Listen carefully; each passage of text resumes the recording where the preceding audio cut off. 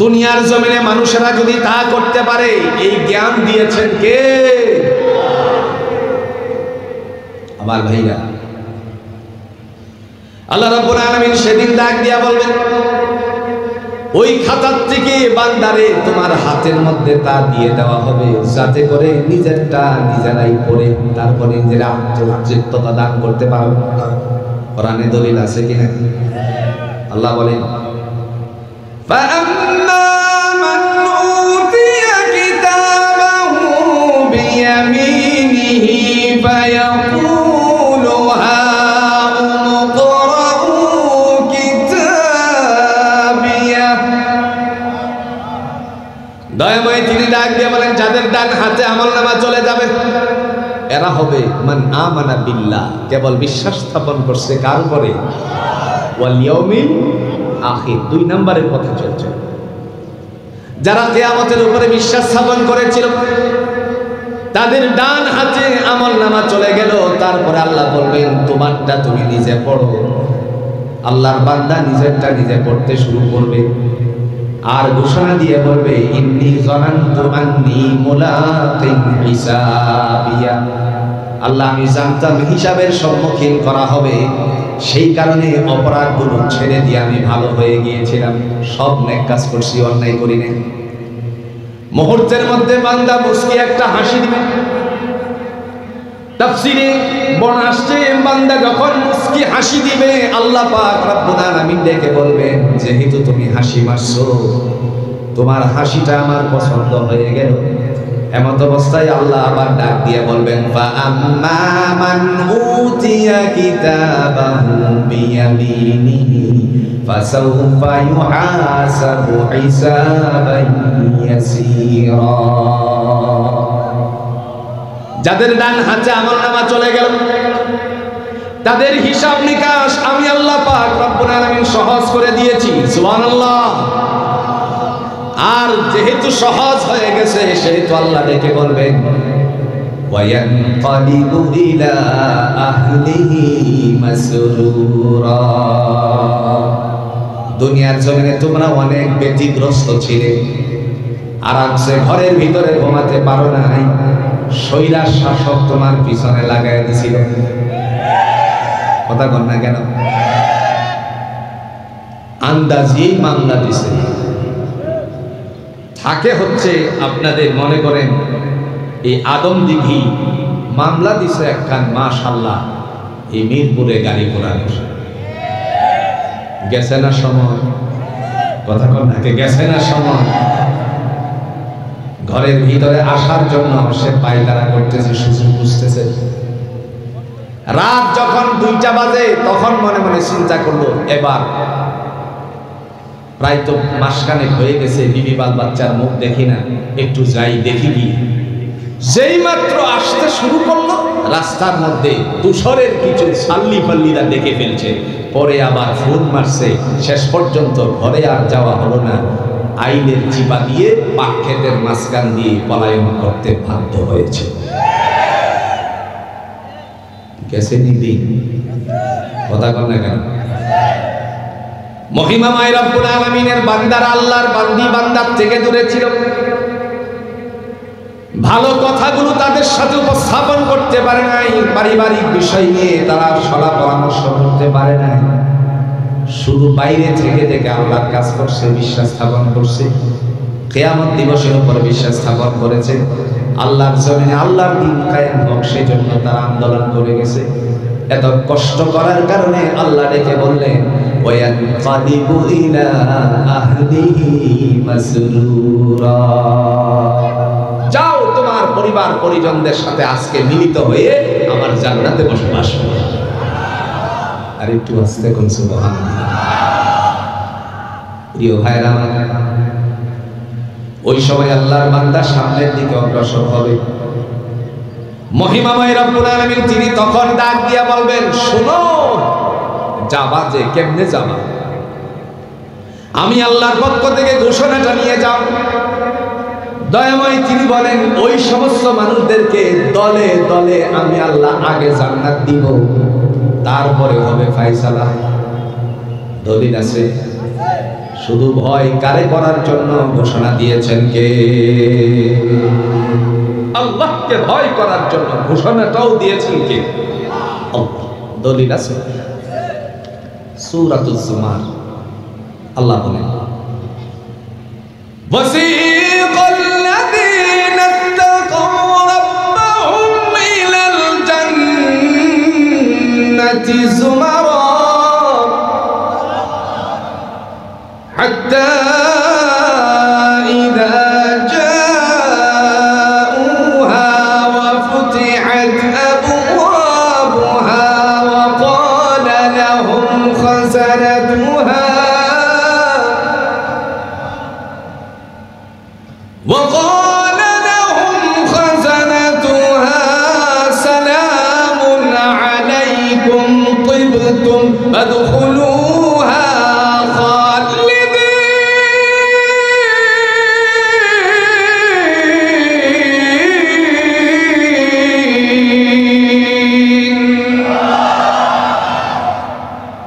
দয়াময় বলেন وسيق الذين اتقوا ربهم إلى الجنة زمرا যারা আমি আল্লাহকে ভয় করেছি, কিয়ামত দিবসটাকে বিশ্বাস স্থাপন করে তোমরা আমি আল্লাহর হুকুমের তাবেদারি করেছিলে, আমালে সালেহা করেছিলে, আল্লাহ বলেন তাদেরকে দলে দলে জান্নাতে পৌঁছিয়ে দেওয়া হবে,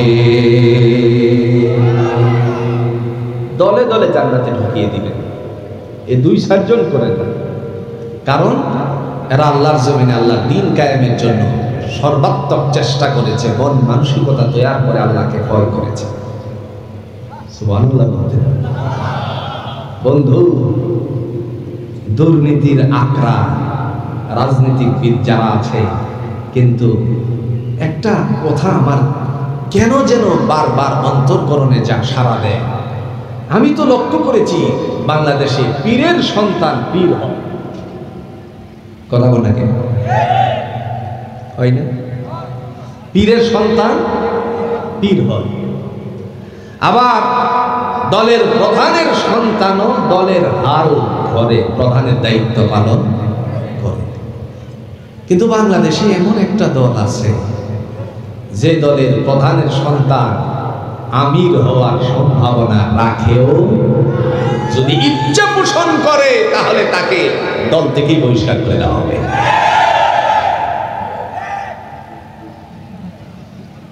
আমিরে জামাত নিজামী সাহেব রাহিমাহুল্লাহ, আল্লাহর বান্দার সন্তান তো আমির হওয়ার কথা ছিল, ঠিক না?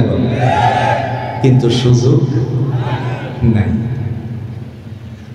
একজন যদি নিচের থেকে উপরে উঠে যায়, যিনি দায়িত্বশীল আছেন তিনি চিন্তা করেন আমার চেয়ে ওই ভাইয়ের দ্বারা যদি ইসলামের কাজগুলো বেশি হয়, এটাই আমার জন্য আল্লাহর কাছে পাওনা। আর তারা চিন্তা করে ক্ষমতা আমারই রাখতে হবে, যার কারণে ওই বন্ধু সুলভ শত্রু নামক ওই নদীর দেশে থেকে থেকে আমার দেশের লাল সবুজের পতাকাকে বিকৃত করানোর জন্য ওই দেশ থেকে সৈন্য এনে আমার দেশের জনতাকে, আমার দেশের যুব সমাজকে, আমার দেশের তৌহিদি জনতাকে, আমার দেশের ইসলামপন্থী মানুষদেরকে, আমার দেশের সেই গণ অভ্যুত্থানের সেই ছাত্র সমাজকে গুলি করে হত্যা করেছে।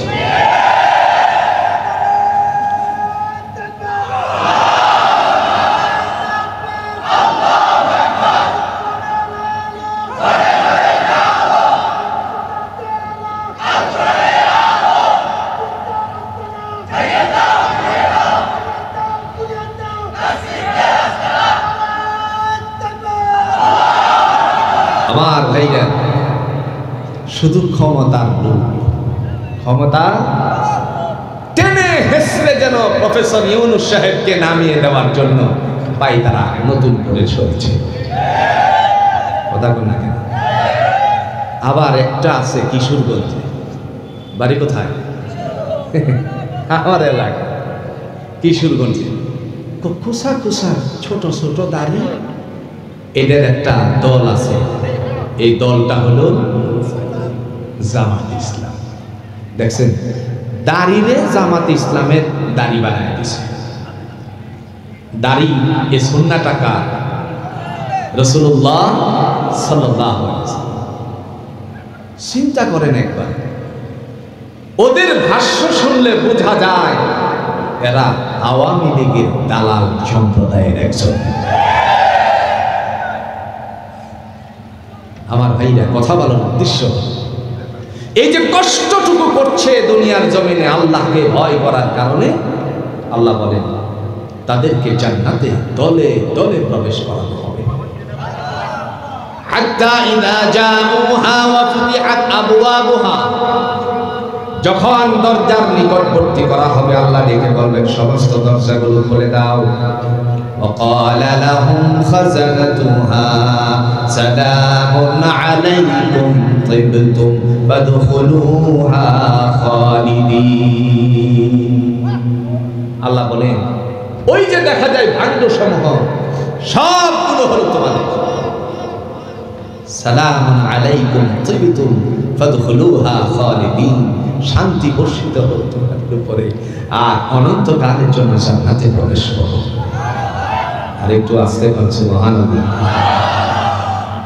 আচ্ছা কোন আল্লাহ বলছেন জান্নাতে প্রবেশ করতে, এখন কি আপনারা করবেন না? তো জান্নাতে প্রবেশ করার আগে মুখ দিয়ে কিছু বলা বলি দরকার আছে কিনা? কোন সাইড কি বলবেন? কি বলবেন? হ্যাঁ, এই কথাটা আল্লাহ কোরআনে শিক্ষা দিয়েছেন। আচ্ছা আপনারা একটা উত্তর দেন, আমি একটা আওয়াজ দিই, পারবেন তো ইনশাআল্লাহ? রেডি রেডি হচ্ছি। এই যে দুইজনে বলছেন, কি দিছেন? সবাই বলেন উত্তরটা কি? হাসি মারলে পরে উত্তর হলো আলহামদুলিল্লাহ বলছে। ছেলে আপনার দাখিল পরীক্ষায় গোল্ডেন ক্লাস করেছে, আপনি পড়বেন কি? সুসংবাদ শোনা মাত্রই আপনি আলহামদুলিল্লাহ পড়লেন।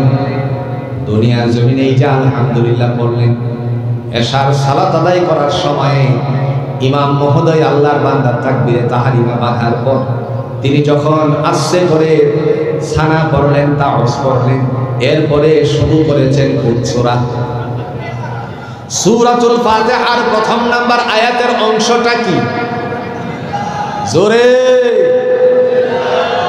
জান্নাতে ঢোকার আগে এই আওয়াজটাই দিবেন না দিবেন না? দলিল আছে? দলিল وقالوا الحمد لله الذي صدقنا وعده وأورثنا الأرض نتبوأ من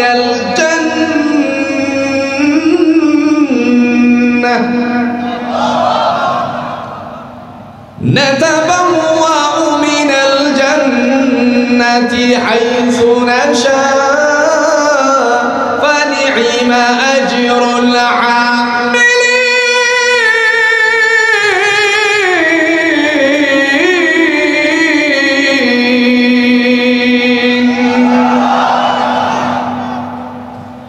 বান্দা চিৎকার করে বলবে ওয়াকালুল হামদুলিল্লাহ, ও আল্লাহ সব প্রশংসা তোমার। আল্লাযী সাদাকনা ওয়া'দাহু ওয়া আওরাসানাল আরদা নাতাবাওয়াউ মিনাল জান্নাতি হাইসু নাশা। অঙ্গীকার করেছিলে তোমার হুকুম মানলে, তোমারে ভয় করলে, তোমার কথা মতো জীবন যাপন করলে পরে জান্নাত দিবা। সমস্ত অঙ্গীকার বাস্তবায়িত হয়েছে, এই কারণে আমিও করে নিয়েছি আলহামদুলিল্লাহ। প্রশংসা কার? আরেকটু আস্তে করে। প্রশংসা সবই কেবল তোমারি, প্রশংসা সবই কেবল তোমারি। রব্বুল আলামিন দয়ালু মেহেরবান করুণা অপূরণ, দয়ালু মেহেরবান করুণা অপূরণ। আর কেহ নেই তুমি মালিক, শেষ বিচারের দিন, শেষ বিচারের দিন। প্রশংসা কার হবে? আস্তে করে এবার পাটা ভিতরে দিছে। পাটা ভিতরে দেওয়ার আগে আল্লাহ বলবে ঢোকো না কেন? ওয়াকালা লাহুম খাজানাতুহা, এই যে দেখা যায় নিয়ামতের ভান্ডারসমূহ সব তোমাদের জন্য আমি সাজাইছি। প্রবেশ করার পরে আল্লাহর বান্দা এবার লক্ষ্য করবে, ডান বাম পিছন ওই দিকে যখন তাকিয়ে তাকিয়ে দাঁড়িয়ে থাকে, আল্লাহ ডেকে বলেন, ও আমার ফেরেশতারা, জমিনের বুকে আমার বান্দা কত কষ্ট করেছে, সে দাঁড়িয়ে আছে কেন? তার জন্য বসার একটা বন্দোবস্ত করে দাও। বসার বন্দোবস্ত আসেনি বাসায়? একটা উদাহরণ দিই, দরিদ্র মানুষ, গরিব মানুষ, 15 পর্যন্ত ব্যাগ কালেকশনের জন্য ছেলেদের একটা উদাহরণ দিলে সহজ করে বুঝবেন। একেবারেই দরিদ্র মানুষ, বাসায় মেহমান আসলে পরে ছোট্ট বসার জন্য একটা ব্যবস্থা ঘরে আছে কিনা করছে? এটার নাম কি?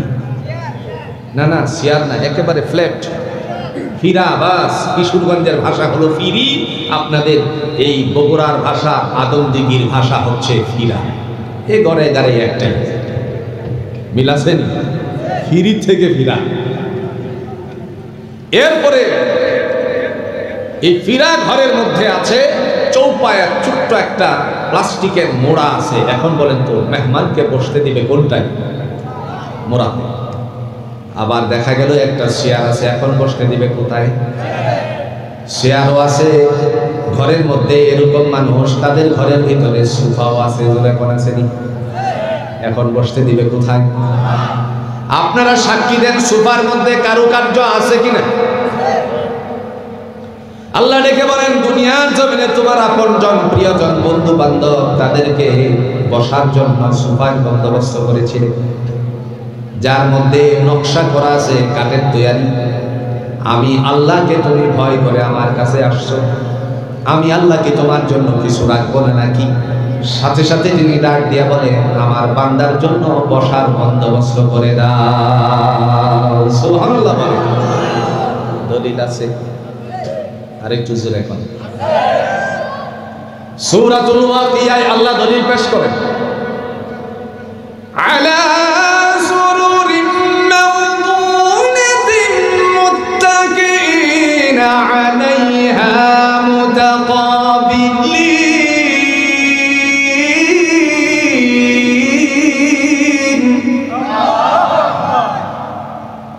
ইয়াতুফু আলাইহিম بلدان مخلدون بأكواب وأبارق وكأس من معين لا يصدعون عنها ولا ينزفون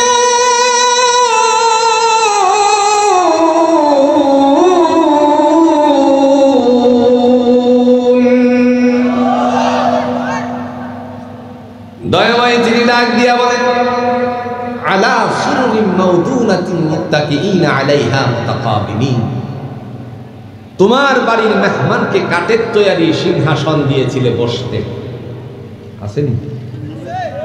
আমি আল্লাহ তোমাকে কাঠ দিয়ে তৈরি করি নাই বসার ব্যবস্থাপনা করি। দুনিয়ার কোন কাঠ না, জান্নাতেরও না। সেই সিংহাসনটুকু আমি আল্লাহ নিজের হাতে বানিয়েছি, স্বর্ণ দিয়ে, স্বর্ণ খচিত বিশিষ্ট সিংহাসন। হাতাগুলো স্বর্ণের, পায়াগুলো স্বর্ণের।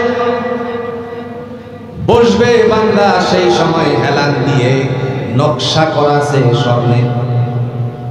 আল্লাহ রাব্বুল আলামিন বলেন, সেখানে তোমরা বসবে হেলান দিয়ে মুখোমুখি হয়ে। বসার পর্যন্ত শেষ নাকি? খাবারের কিছু আছে নাকি? কথা বলেন। যখন বান্দা বান্দি বসে থাকবে, আল্লাহ বলেন